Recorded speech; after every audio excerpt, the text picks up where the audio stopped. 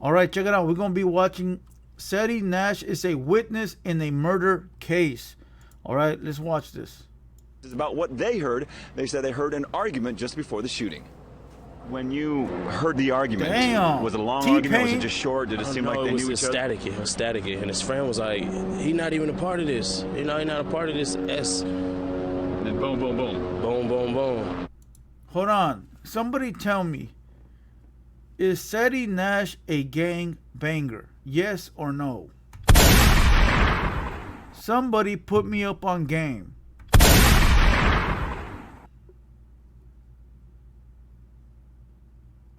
That's what I need to know. That's how we're going to figure out whether he a snitch or not a snitch. Somebody told me he was from 6-0 in Sacramento or up north somewhere.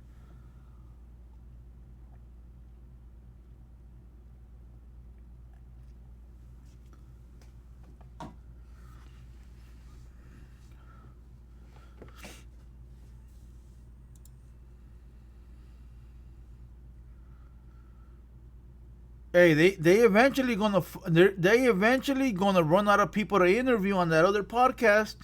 I'm waiting for the minute they run out of people to interview, and that's when I'm gonna jump in. I'm playing chess, my boy, not checkers. I'm letting the other podcast run its course. You know, they were trying to race with me. I stood back and I said, you know what? You go ahead and do it then. And now they're grabbing all the interviewees they can. But eventually they're going to run out of people. They're going to run out of rappers. And what's going to happen? I'm going to step in to take over. You know, that's what's going to happen. I ain't saying no names. I ain't saying no names. Easy Blue. Salute.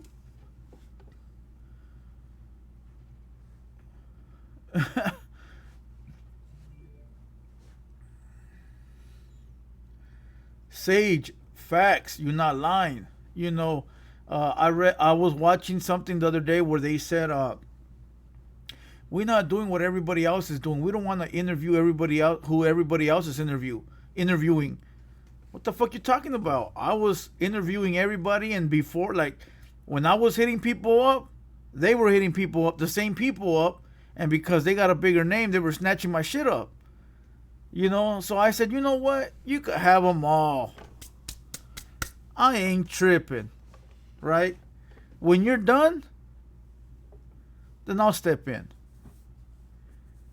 And what's going to happen eventually, you're going to run out of people.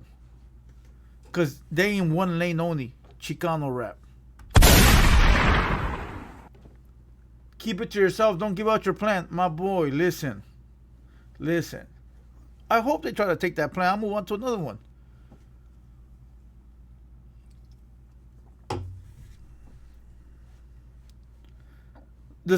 So back to this fucking video. Juice box. Bro, stop giving out your plans. My boy, come on. Listen. I got this. Don't worry.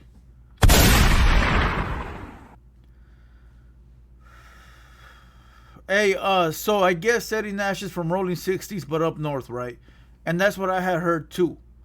I heard that already a few times, right? So, is he snitching? Let's continue to watch. Yeah, I know. Just as crazy as it was for you to watch that, it was crazy for me too. But let's dive in. Apparently, Ceddy Nash was a on-the-scene witness in a murder case that happened in 2012. When you heard the argument, was it a long argument? Was it just short? Did it seem like they knew each other? It was static. First of all, why did he raise his hand and run to the fucking news people? Because the news people sort of stand there and you got to go up to them or they'll go up to you. But you can easily deny a news interview. It's not like they the cops and they forcing you to say something. Telly Savalas, why do you hate Mr. Criminal? Nobody's even talking about Criminal, you goofball. Shout out to Mr. Criminal. But listen, nobody's forcing you to go talk to the news people. Why are you volunteering to tell the news people what you heard? Imagine this, right? You're telling the news people what you heard voluntarily. Now imagine if the cop tells you you're going to prison for life. You ain't gonna tell? Fuck yeah, you gonna tell. And his friend was like, he not even a part of this. You know, he not a part of this S. And then boom, boom, boom. Boom, boom, boom.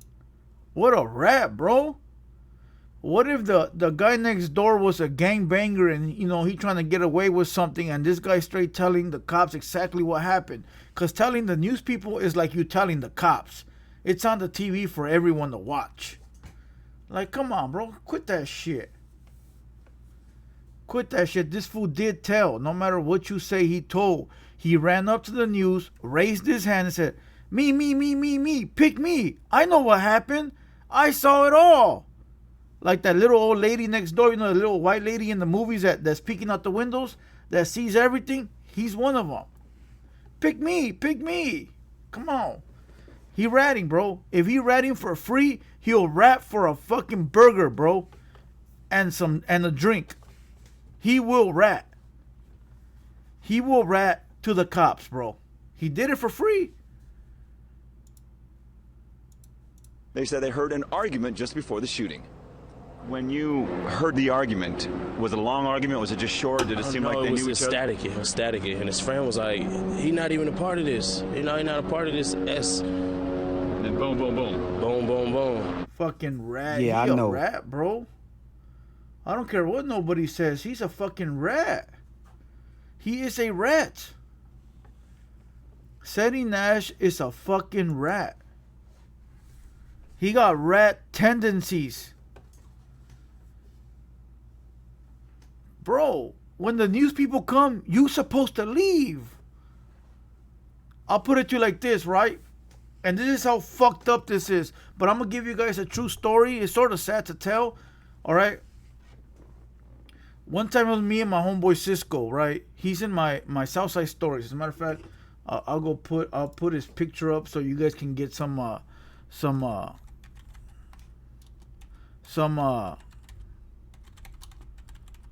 context, right?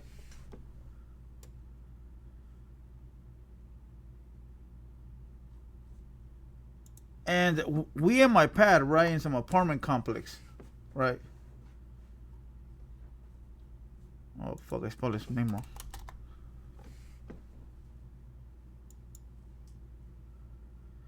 Hold on, give me 1 second. Here we go.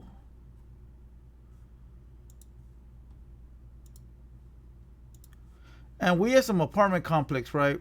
We chilling. We outside and we smoking, right? We smoking some, you know, whatever the fuck we're smoking, right? And then we chilling, right? And I'm gonna tell you guys a good story. It's sort of sad at the same time. So if you don't like sad stories, bounce. And as a matter of fact, this is the homie that's just pulled up right now and just left. So, you know, I had to entertain somebody for like 2 minutes. But listen, we in the apartments and I had like a window like where you could park. You can park like in the apartments, right? My window was in front of a parking. So he would park right there. I would park right there. Well, I didn't have a car back then, but you know, whoever could park right there. And my window was right there, right? And we're chilling. It's like a drive-through window, right? And we chilling right there. And we smoking and we looking towards the entrance and some lady was coming in the car and a little kid came out of the, like in between cars. The little kid was playing, right? And little kid probably like 5 or 6 ran out of the carport in between the car.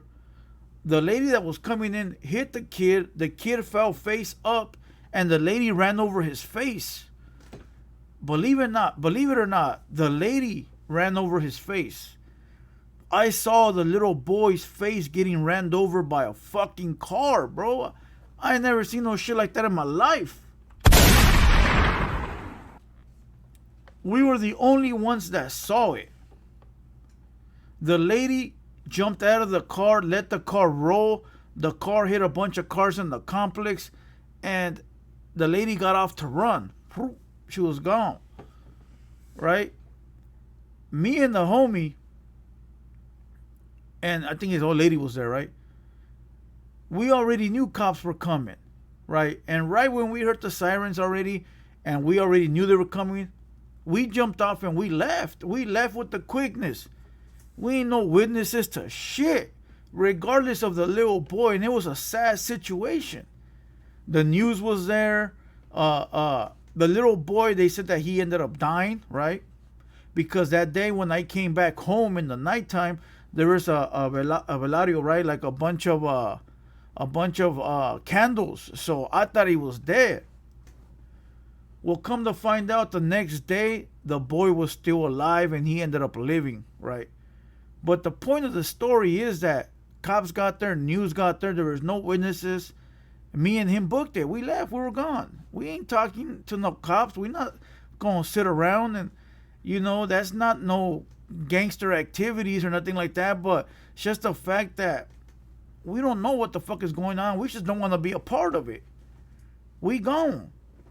So for this motherfucker, Ceddy Nash, to say, pick me, pick me, pick me, and literally run over there and tell the cops or the news what he saw, it's wild, bro. It is fucking wild. Fucking wild. This was back in 2001, bro. This shit was, that little kid's a grown up now. This was, what, 22 years ago?